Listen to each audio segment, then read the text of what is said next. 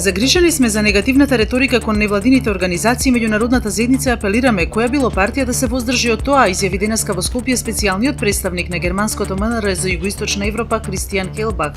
Тој рече дека од особена важност е и специјалното јавно обвинителство да продолжи да работи со независна поддршка од судскиот систем.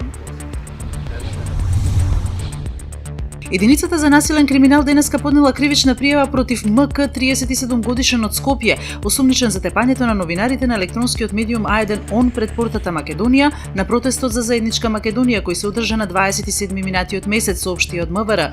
Осумничениот МК, според МВР, е познат сторител на имотни деликти и нарушител на јавниот ред и мир.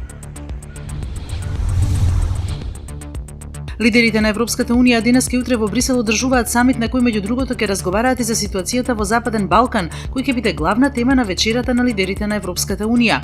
При тоа се очекува тие да ветат само јасна поддршка за европската перспектива на Балканот, но во текстот на заклучокот, што ќе биде усвоен утре до кој дојде нова, не се споменува ниту една земја конкретно.